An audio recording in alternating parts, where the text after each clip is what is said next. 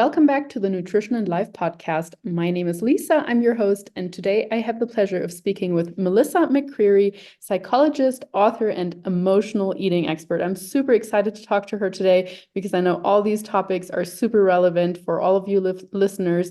So Melissa, welcome to the show. Thanks for having me. I'm looking forward to this conversation. Awesome. Well, to kick things off, I would just love to hear a little bit about you. Who are you? How did you get to where you are today into this space in terms of emotional eating? Tell us a little bit about your path.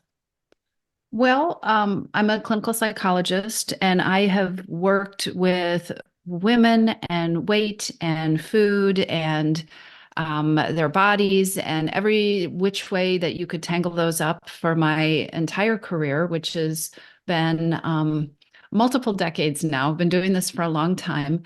And along the way, I was really, as a young psychologist coming out into the field, working with women, women would come to me, they would talk to me about their issues with food. They would talk to me about stuff they hadn't told people before.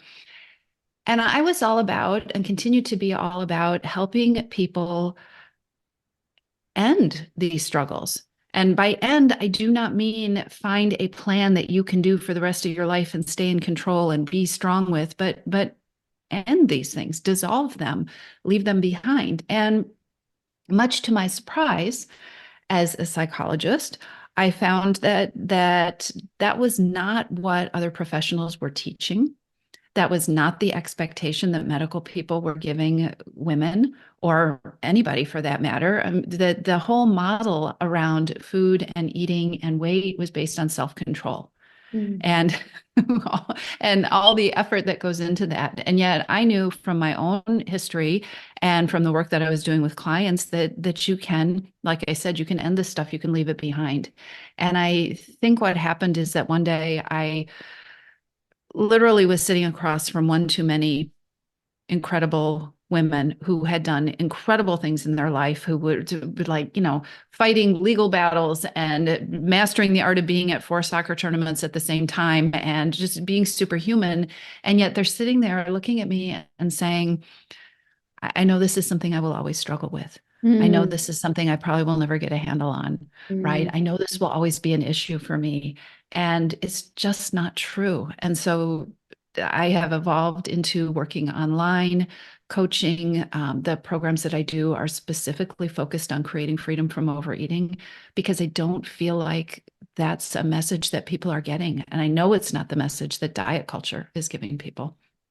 I actually got a little bit goosebumps, almost tearing up there as you were saying that some women say that's something I will always struggle with, or that's always going to be in my path, because that thought alone is so sad, just being caught in that cycle, or feeling like you're a victim to food in that regard.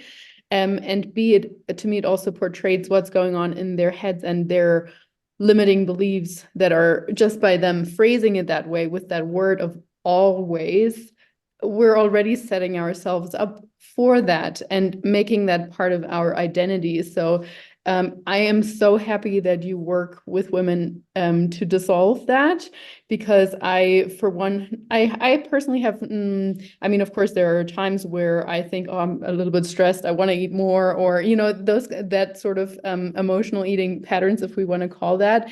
But, I have not experienced real binge eating episodes due to some sort of things like that. But I have felt food restriction in many other ways, in the sense that I have been trying to squeeze myself in various diets and so on, until I found food freedom through flexible dieting and essentially allowing myself to eat anything I want, but in moderation, learning to have things in moderation. So I know how much quality of life can be gained through that. So thank you so much for that beautiful work that you do. But perhaps to take this into the depths of emotional eating, maybe you can define for us what it even means, or how emotional eating might even show up. Because someone listening, they might be thinking, I don't sit on the couch crying because someone broke up with me, so I don't emotionally eat. Or so sometimes I think we might not even be aware of it, and I think there are so many so many different facets of it. I think that last piece is so important. There are so many different facets of it. And in fact, I feel like emotional eating has become this kind of buzzword. Mhm. And it's also attached to this incredibly impractical advice, which is that, oh, you should just recognize emotional eating and not give into it or not do it. If you're not hungry, don't eat. And I don't know, how many listeners out there are rolling their eyes because how's that work, right? It does not. So emotional eating is helpful to know about, and sometimes it isn't helpful to know about. And I'll say it's not the whole piece of the puzzle, I guess. So the way I define emotional eating is when you are using food as a way to cope with feelings. When you are using it, and that might be numbing, that may be trying to push down feelings, that might be trying to shift one feeling into another feeling to not feel this way, or to it could even be an energy thing, right? So trying to have a little bit more energy because you feel exhausted. Um, and that brings me to the other piece, which is why sometimes it is not helpful enough to know that you are doing emotional eating. I've had a lot of clients say to me, okay, that's great. I know I'm stress eating, but there's nothing I can do about the stress, right? I'm stress eating because that is the only thing I can do here, and I need to finish this project, or I need to get through this week, or whatever it is. Emotional eating is triggered by emotions, and our ability to deal with emotions is triggered by is impacted very deeply by something that a term that I use, which is hidden hungers. So there are all sorts of reasons that especially smart, busy women overeat. There are specific triggers that are really common in the lives of high achieving people who are trying to do a lot of things, particularly women. Things like stress, things like being too busy, things like not getting enough sleep or being exhausted, not getting enough me time, not having self care, being too hard on yourself. These are all things that trigger hidden hungers. And all of these hidden hungers make it incredibly difficult to deal with our emotions. So if I'm a stress eater, the simple advice is don't do it because you don't need food. The less simple but not really helpful advice is often, well, you just need to get rid of the stress. And sometimes that's helpful, but most people will look at you and they say, if I knew how to deal with the stress, I wouldn't be eating, right? Um, and then a more nuanced and I think the really helpful approach is to look at why is it so hard right now? So what is contributing? What is are there other hidden hungers that have taken all your bandwidth so you don't have any energy to deal with the emotions? Or are there hidden hungers that are creating difficult emotions? Or do you really need tools? Do you really not know how to deal with the stress? Or do you really need to learn how to deal with anger in a different way? But so much of the time, it's more complicated than that, right? Yeah, I thank you for explaining that to us in the sense of how it can show up. And of course, as a nutrition coach, I see small aspects of that. I mean, most people have some kind of, well, I don't want to say disordered eating patterns. That makes it sound too severe. But if we restrict in certain instances and then overconsume in other instances, there are usually specific reasons for that. And you have just named a few in the sense of stress being a super common one these days. I love how you said that just because a recommendation or I can present a solution doesn't mean that it's always helpful. That's like saying to a broke person, well, you just need to save more money. Or Just make more money. It'll be yeah. fine. Or even when it comes to weight loss, just eat less. It's fine. Like nowadays, in my opinion, hunger is actually only one of very many reasons why we eat. Social eating, like you said, things that we associate with childhood, thing like smells, de-stressing, all these kind of things. So I guess I'm curious of what or how you would advise someone who's recognizing perhaps, okay, I know I'm stressed. I know I probably don't eat enough during the day because I'm just rushing from one thing to another. I might try to get like a little bit of a shake in here or there, or maybe just a coffee on the go and a muffin or whatever. And then I come home, then my kids are finally in bed, and then I get to finally relax, maybe with my partner, maybe on my own, whatever it is. And that is like my holy hour that I almost look forward to the entire day. And now you're telling me I'm not allowed to eat during that time. So, or like, yeah, maybe that's going on in her Exactly. head. So how do we approach that? Well, I think what you just did is describe so many women's lives, right? That is exactly what happens. But you described it also in a way that I think sometimes is a little bit more advanced, because when we're busy being in our lives, specifically when you have all this stuff going on, that you don't see the pattern. And it's not because you are not intelligent enough to see the pattern. It's that we live our life so often, and this culture encourages us to live life in reaction mode. And so we're so busy doing that we don't take a deep breath and step back and say, what is going on here? Why is it that every night I am out of gas and I'm just, all I want is the ice cream and I don't have the self-control? So the first piece is having the tools that can kind of start to give you the insight that you just described. And that's just it's as simple. And here's the thing. Most of my advice is very simple. Brains do not like simple advice. And so what happens is I will describe something, and it is a very human response to roll your eyes and say, well, that's not going to do it. What I really need to do is go clean out my pantry or give up sugar or look into that intermittent fasting or one of these, things that is circling around in your brain. But the thing is, there is a reason that you are eating. There is always a reason. And if you don't start there, somebody could come down from the heavens and hand you the most perfect food plan, and it is not going to help you because you still have these hidden hungers. The food is still, it's still calling the shots. It still has the power. And so we really have to start there. The psychology of overeating is so important in making permanent changes. So starting to practice this little thing I was talking about is starting to just take moments in your day to stop 30 seconds, take a deep breath, ask yourself, what do I know about what it is that I'm feeling? What do I know about what it is that I need right now? Just what do I know? Don't go into problem solving mode. Don't worry about executing on it. Don't worry about, but just starting to connect with yourself and pay attention to what's going on. Because otherwise, what happens for so many busy women, you are on autopilot all day long. You're in reaction mode. You're chasing your to-do list, and nothing stops until all of a sudden you collapse into this chair and you're kind of wondering, how did I get here? But I'm too tired to think about how I got here because now I'm out of bandwidth and I'm exhausted and I will just eat ice cream. You've heard that, I'm sure, right? Oh yeah, absolutely.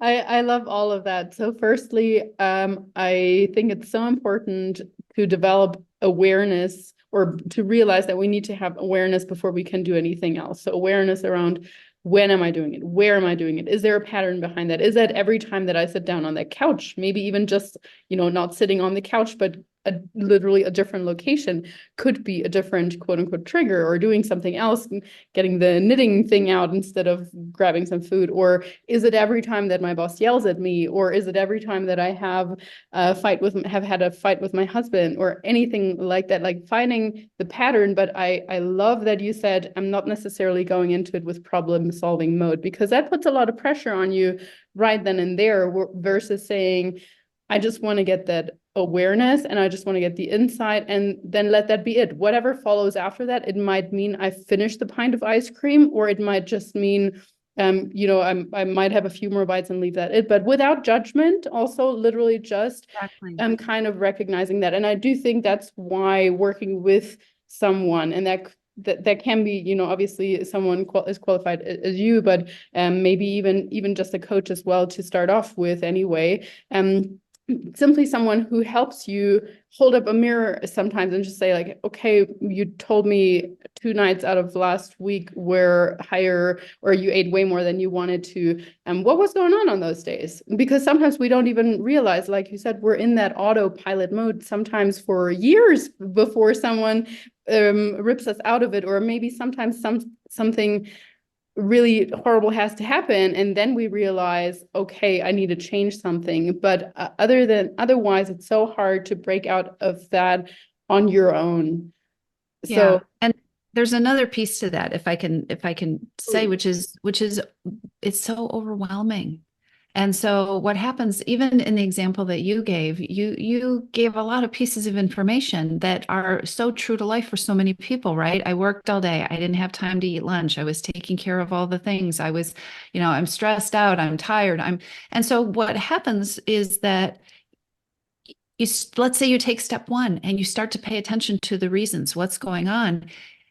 Hidden hungers snowball. Hidden hungers go together. And so, what happens inside our own heads, because this is the way brains work, is we start to see all the things and it starts to get overwhelming, right? So, then, just like I said, knowing you're an emotional eater is not always so helpful.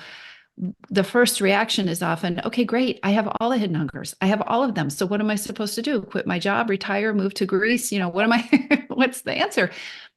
Again, small steps, which can be so incredibly impactful. One of the things I did was create a quiz that people can take, and it's not going to say, "Ding, ding, ding, ding, ding, you have all the hidden hungers. It's hopeless." What it is going to do is identify what your primary hidden hunger is. What is most likely the primary driver behind your eating, and then give you some resources for here's some simple things, doable. I'm all about doable. If it's not doable, I'm not going to tell you that. Like, what are some simple things that you can do to start to shift that one hunger? Because it is easy to see how things get overwhelming, how you get tired. And so then you get stressed and then you're too busy and then you can't deal with emotions. It's very easy to see that cycle. But it's also really important to know that that cycle works in the opposite direction. You can do a teeny tiny thing and start to impact, for instance, your hidden hunger for rest. Start to get more sleep or start to get better sleep. And there are so many things you don't have to do. There are so many things that will just get better on their own. And you can take what's a negative cycle and start to make it move in the opposite direction. And that is so much fun, I right? love that. Yes. Yeah. And just going back to your point earlier of it's often the boring basics, and you're so right. Like with anything, not just nutrition related. So we like the fancy, sexy sounding new thing, detox, whatever, blah. But it is, the basics most of the time, whether that comes to your training, your nutrition, your relationships, even the basics like listening or so. But no one wants to hear that that they need to work on the basics. But yeah, going back to your point also of sleep, I mean that's such a big impactor, even from a physiological point. Mhm. We know the research shows so clearly that when we're sleep deprived, we crave more processed foods for one, and therefore we tend to overconsume particularly carbs and fats. And so that's such a big point. And I mean, while it sounds easy or I get that people say like, hey, my day is already so packed. I don't see how I could get sleep in longer or go to bed earlier or whatever. But even there, 10 minutes make a big difference, or improving the quality of your sleep, keeping phones and screens and whatever out of the bedroom, that kind of stuff. I'm so big on that. And I think those little things can really go a long way. I would like to hear a little bit more about the hidden hungers.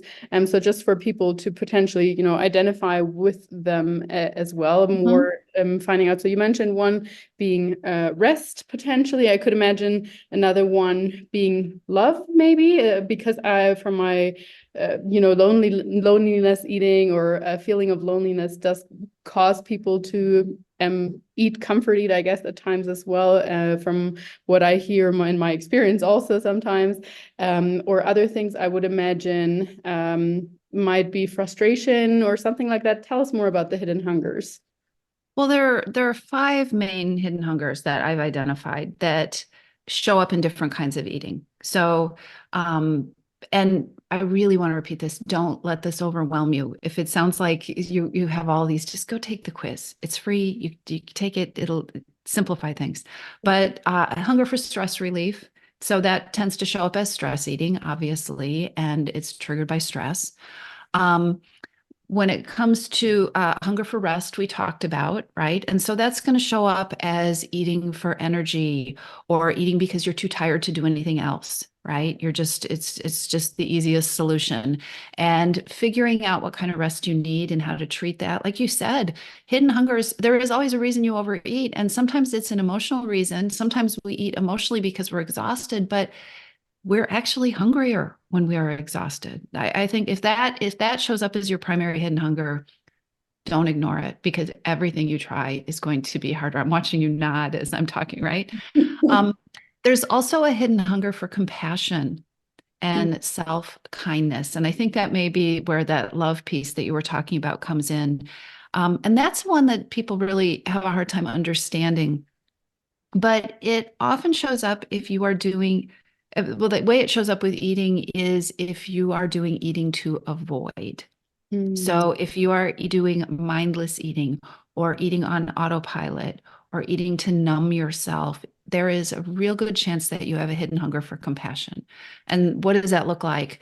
Well, yeah, if you have been around the cycle, the diet cycle a few times or more, you probably are very hard on yourself. You probably beat yourself up. You probably call yourself lazy and stupid and you didn't try hard enough. You don't have enough willpower. And all of that stuff, I mean, just feel how it feels in your body to hear me say that.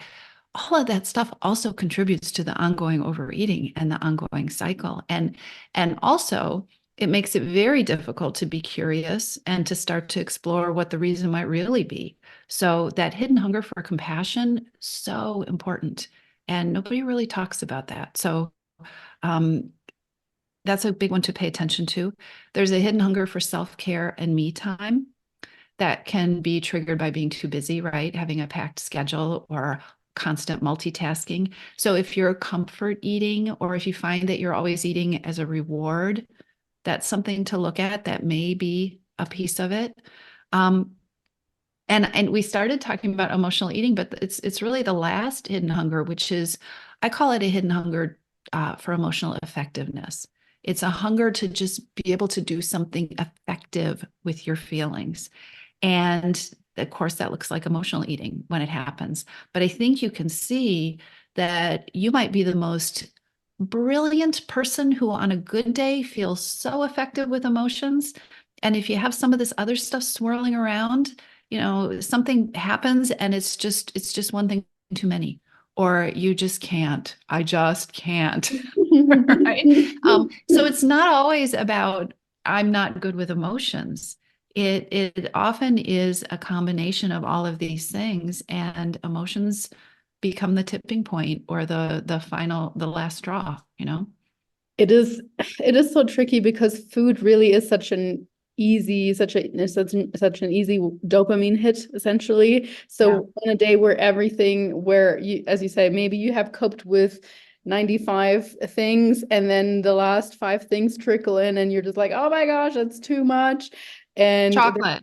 yeah, that's causing you to want to grab that because it would be immediate relief. And again, going back to physiology, it also only makes sense. Like our body literally, if we are in that high cortisol state and then we're consuming something, particularly carbs or so, that it inherently brings down the cortisol. So from a physiological perspective, I also don't want people to think who are listening to this, they need to just muscle through it and not eat anything. That's definitely not what we're saying. I usually try to direct people towards, let's look for good quality food, because if we have some fiber in there as well, some protein in there as well, you're so much less likely to overeat on sweet potato and broccoli and whatever, or even a sweet potato brownie, than you might be to overeat on something super, super processed like chips that are designed for you to overeat and to have a really hard time to stop. So I do think, especially when it comes to that hunger for rest or for more energy, I guess on the flip side, I think thinking, hey, in this case, I just need to abstain and not eat is not necessarily a good way to go about it. Instead, thinking like, what can I eat to nourish my body in a relaxed state, maybe practicing some of the smaller things like I'm going to take a few deep breaths. I'm going to have my lunch outside in the sun instead of on by my computer, shoveling it in while I'm typing up some emails, and maybe approaching it from that perspective. I don't know. Maybe you can share some practical strategies with us that you like to, and of course, as we said, there are so many facets to it, so of course we can't just be like, here are the top three, but on average, what are some things that you would advise someone who has done that, or who is doing that awareness piece, who's regularly pausing and trying to detect patterns and is like, okay, I know I'm doing it, what now? So I'm pausing and I'm starting to see the pattern. Is that where we are? Yes. Yeah. If someone has kind of detected the pattern, and maybe they're even a step further where they're like, I'm realizing I'm just it's actually a hunger for rest, or it's actually a hunger for that compassion, something like that. So that they're even at that step, let's say. Yeah. So one of the things to be really clear about with food habits, and so many of them happen at the end of the day. And you know why they happen? I mean, I know you know why they happen at the end of the day. They happen at the end of the day because we are out of bandwidth in so many ways. And we've used everything up. And also, I often think about morning routines. Like, you can Google morning routines and probably find 20 bajillion morning routines that could take 6 hours of what all these highly successful people supposedly do in the mornings. Like, we have learned that morning routines are really powerful. And what we do is we start the day and maybe we set ourselves up for success. Maybe we have some good thoughts, or we do some meditation, or we do some yoga, or we do, whatever. But then the day goes on and we just get more drained and more drained and more drained and more drained. And then the overeating happens at the end of the night, or at the end of the workday, or somewhere in whatever you call the end. And we get so mad at ourselves. That is the hardest set of circumstances you could possibly create to make a change in your eating. And so once you start to get clear on what the reasons are, using some of that compassion and starting to think, okay, what is the earliest? If my only goal was to shift this pattern a few degrees, not cure it, not wake up tomorrow and it was gone, but if I just wanted to shift it a little bit, what is the earliest place that I could do something that might be helpful? Right. So when you had your example of, I get through the day and I'm too busy to eat lunch. Okay, maybe I make a goal that I have to eat lunch every day. Maybe that would be helpful. But I think, honestly, it would probably be more helpful to start asking, how is it that I don't get to eat at lunch? Right? Is it that I'm too busy in the morning and I don't pack it, or I don't prioritize packing it? Do you pack lunch for everybody else and you don't get one? Which I caught myself doing at one point when my kids were little. I would get to work and I'd be like, how do I not have a lunch? I made lunches all morning long, right? So is that the pivot point? Or do you bring a lunch and then you get too busy and then you get too hungry and then you don't really want it? And so you go to the vending machine and then you never ate your lunch. Like everybody has their own pattern, but I really think it's so much more powerful to try to intervene when you have some resources on board, right? Before it feels like you are just ready to eat the entire contents of the refrigerator. So I would play with those things. Where could I, the first, I have a group program where I help women with this, and people come into the program, well, not so much because they know me, but it is pretty common for people to come into a program like that, ready to be like, okay, what's the food plan? Tell me about the food. Tell me how am I supposed to eat? Tell me. And what I always tell people is, food is so important, but if we don't teach you how to listen to yourself and pay attention to what you need and how to take your power back, you're going to fall into the same old pattern again. And so really thinking about, if I want to take my power back from this overeating, where do I feel powerful enough to start to make changes? It is not at the end of the day when you have collapsed in the recliner and you already have the Netflix on and the bowl, sitting in front of you. That's too late. That's expecting too much of yourself. I want to start from the beginning because there was so much awesome things in there. But the first thing you said was so many people have a morning routine, or, we can Google morning routine however much we like. The issue is a lot of us don't have an evening routine.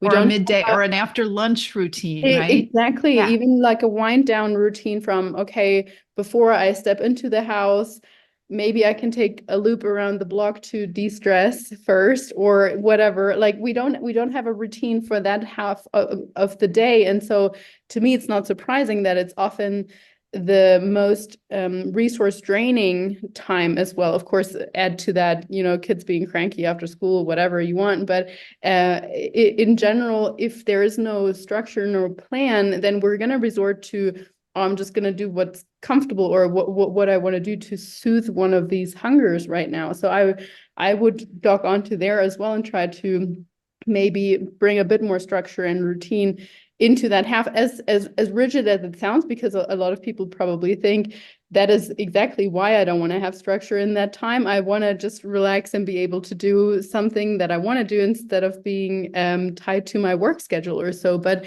for me, something I think I have learned is structure, at least a loose structure equals freedom, because you don't need to make decisions in the moment. Well, what you just said is so powerful. It got me because I do. Our brains are so amusing. If you can pay attention to them, I mean, they just trick us all the time. So our brain will say, I don't want the structure, I want to relax. But that's not what happens. What happens is I was just talking in actually is in the group coaching in this program, we were talking about like what does your switching gears look like? And there were, especially people who are still working from home or have transitioned to that, shifting gears means clicking end meeting on the Zoom call, getting up from their desk, walking down the hall, walking into the kitchen and deciding it's time to make dinner, Yes. right? There's no transition. And so what we do, I talk a lot about transitions with my clients because what we end up doing is using food as a transition. We use going and staring into the pantry as a way to slow things down. We use getting something to eat, even if you don't taste it, which is usually what happens. You're not even enjoying the food, but it's a way to like give yourself a break before you go on to the next thing. We are living in a world where everything is overlapping now.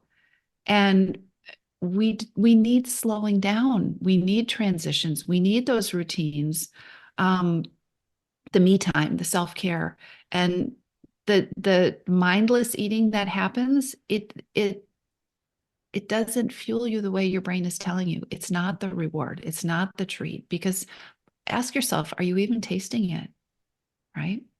Yeah, really, this, like, I think if people should walk away with one thing, it should be like thinking about that transition time, because there are so many aspects to that, even mentally, you might still be cooking or you might be cooking dinner and then answering a couple of work texts or so that just come in. Your mind is obviously still there, maybe also with the kids and their homework or whatever, but maybe making it a habit or routine that once you click end on that Zoom call, you put your work phone away, or you put at least your private phone on silent, because now it's family time, maybe grabbing the dog and going for a walk, or just on your own and getting some fresh air, and then coming back home, and it's like, okay, this is a reset again. Like you said, it's family time. A It is reset. it's Yeah.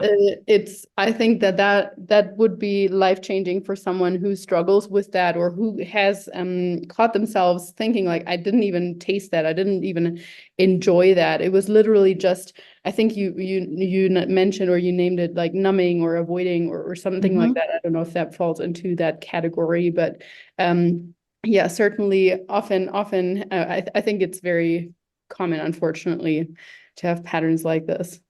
And it can be so simple. It can be it's lovely if you can go outside. I'll tell you, if I set a goal to do that, I'll look outside and it'll be pouring rain and wind and I'll that's not going to happen. But it could be as simple as having a routine after work. I shut things down, I go wash my face, right? Mm. Or I change my clothes, or I let the dog out, or maybe I make myself a cup of tea. Maybe maybe I am hungry. Maybe I have a little snack instead of saying, I don't have time for that. I got to figure out dinner and I got to be working on dinner. And then you wonder why you snacked so much while Mhm. you were cooking dinner that you're not hungry, Yeah. right? Um, just a client I had called because I talk a lot about pauses, and she said she was overwhelmed by it because she was busy and it felt like another thing to do. And then the more we talked about it, and she came up with these little simple things. She said, you know what? It was the word pause that got me. That sounded too big. This is really about adding a comma. I'm Wow. just adding a comma in the sentence. So it can be that small. And I really like that, you know, Absolutely. That's correct. that's such a mindset shift. Absolutely. Like I'm just gonna a comma and then I can keep going. Kind Yeah. of yeah, giving yourself permission to take it at your own pace as well. Because the other thing you mentioned earlier was like the best food plan isn't gonna work if you can't follow it, if it doesn't work in your certain situations. And that's precisely also why I don't work with meal plans. I don't think they are sustainable. I think sometimes giving someone an idea, like if someone literally comes to you has no idea what a quote unquote healthy breakfast or healthy snack might be, yeah, absolutely. Like those are some sample or this some ideas. Cool, but just saying you need to eat exactly 100 grams of this and 50 grams of that and blah blah blah, that doesn't work long time because we have something called a life, and every now and then you might want to go out for dinner. Every now and then you might not feel what's on your freaking plan and you just have a different craving. So I really like that you're practicing that with your, or you're teaching that to your clients also, because of course, it seems like the simple thing. As a client, I just want to follow a plan, give me a plan, I will execute that. But as a client, we might struggle to think ahead, as in like, well, what am I going to do when I'm on vacation? Or what am I going to do during the holidays when there are different foods around and temptation is everywhere? Or so, it's so much more complicated than that. It's a relationship. You Yeah. are going to be in a relationship with food for the rest of your life. And if you set it up to be some miserable thing or some really hard thing where there's a checklist, and you have to be, is that the kind of relationship you want to have for the rest of your life? And I'm just going to keep quoting members of my group because it's just an amazing group of people. But one of them said, why would I want a relationship with food that I needed to cheat on? Why would I need cheat days if I had a good relationship with food? Right? I wouldn't do that in my dating life. I don't. Yeah. Yes. Like it's so starting again, it really has to start with you. And psychology and physiology are not completely separate, that your brain is inside your body. Mhm. Figuring out what's going to work for you, figuring out why things haven't worked for you in the past, figuring out, we haven't talked about it, but we all have an inner rebel, right? And when we eat to rebel, or like, you're not going to tell me what to eat, or don't tell me I can only have 2 grams, I'm going to have, whatever. We got to figure out what is going to work for you and what is the relationship with food that you want to have forever. And when you figure that out, and when you feel powerful again, and when you're not setting yourself up to always have to be strong and in control, it becomes so much easier to make choices that you help your, right? The kind of choices that you lay out for people, then it becomes like, oh, I would like to do that. That would feel good. I hate waking up with gastric reflux in the middle of the night, right? Oh, okay. Then it feels like a choice instead of a rule that you're being forced to follow. Love that.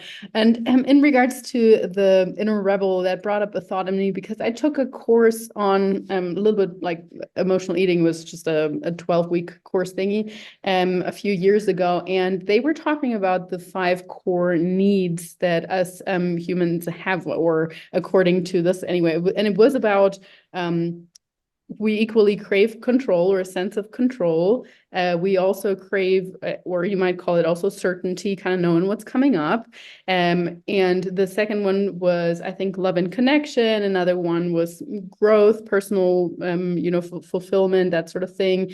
Recognition from others, I think, was another one. And then which sounds contrary to the first one, also a craving for variety, for different things. And Mhm. in this course, they were saying that, of course, while we have all a little bit of that within us, it's to varying degrees. So people that might identify as control freaks, they love, knowing, hey, in 4 months' time, I'm going on vacation, Lisa. How should I handle my nutrition during that? They might plan ahead for that. And other people, they don't even know what they want to eat in 2 days' time, or tomorrow, or tonight for dinner. Exactly. So Yeah.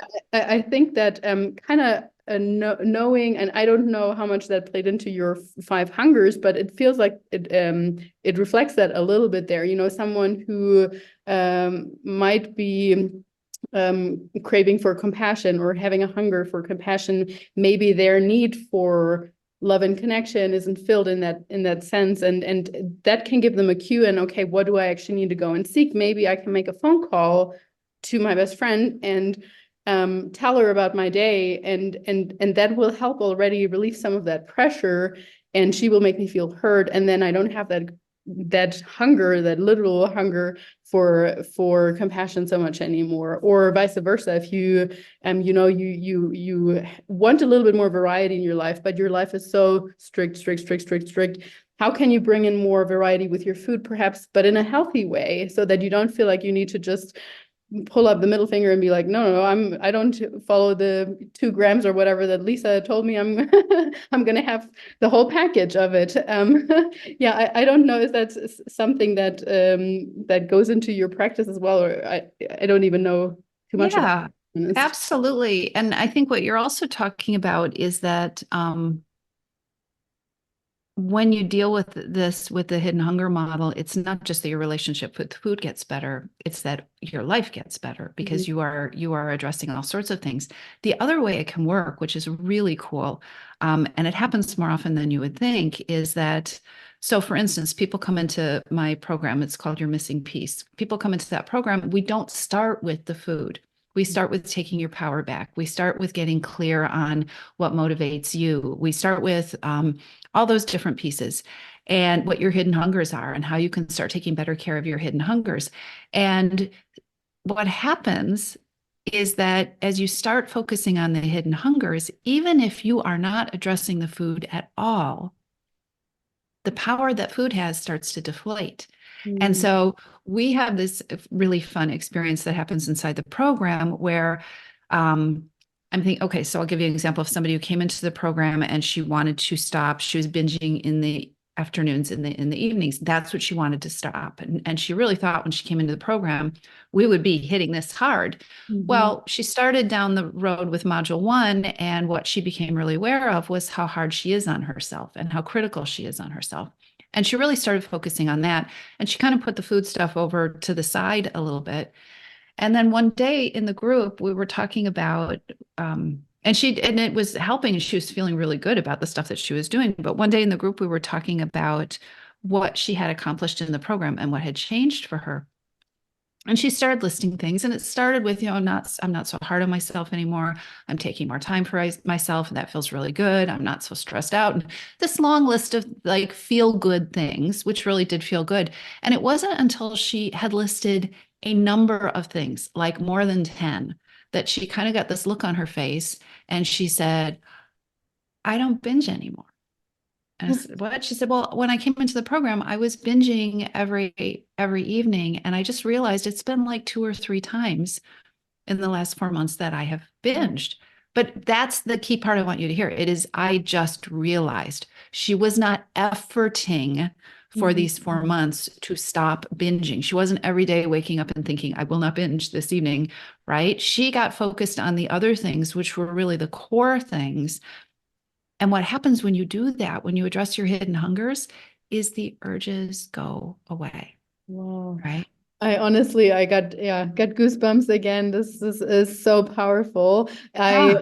I read a quote this morning, and it went something like, in order to get the results, don't focus on the results, focus on the habits, focus on the, Yeah. the qualities that that person has that obtains the result, and you will get the results. And that's exactly, Exactly. she didn't even think about that. Maybe Yeah. the first few weeks when she got into the program, that was her main focus, but you shifted the focus to everything around it, and then she realized, and that is so beautiful. I really want to encourage anyone listening and to check out Melissa's program. So it is called the Your Missing Piece program. I'm sure you have all the links on your website, on your social media handles are too much on her plate. I love that.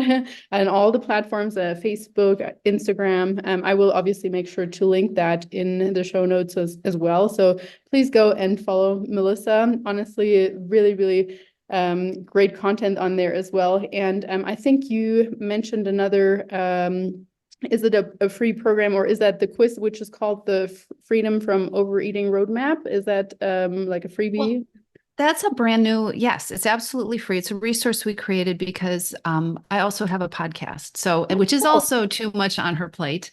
oh, very You guys cool. can look that up. And I was getting a lot of requests around, okay, I really like your podcast, but what are the must listen to episodes, or how do I get started, or how? So I just put together it's a roadmap. It's the Freedom from Overeating roadmap. If you go to toomuchonherplate.com/map, you can get that. And what that will give you, it'll give you directions for how to access the quiz and how to take that. And then a roadmap of these are some different podcast episodes. It's also a great resource for busy people because you can use it while you're multitasking. I am not a fan of multitasking, but this is one of those places where it works really well. And so you can just kind of choose your own adventure. These are some podcast episodes that have been really helpful to other people that they said, you've got to put this in the roadmap. You can go take a look. You can listen to them in any order that you want to, but it just kind of lets you immerse yourself into a different way of thinking, and brains need that. Like listening to this and hearing, oh, you're right, there's something here. I do have a reason. I guarantee you by the end of the day, you're going to have hit, I don't know, 20, 30 messages about why it's a diet or a food plan that you need, or you should just be weighing yourself, or you should just be harder on yourself. So the more that people can surround themselves with resources that are empowering and helpful, like your podcast, and, the better, the more nourished your brain and your spirit are going to be. And that is going to help you so much in this journey. 100%. Thank you, Melissa. Thank you so much for your time, for coming on here. I really, really appreciate it. Maybe we can do this again sometime. I feel like we could have kept on talking for quite a while. I think we probably could. Thank you, Lisa. It's been really fun.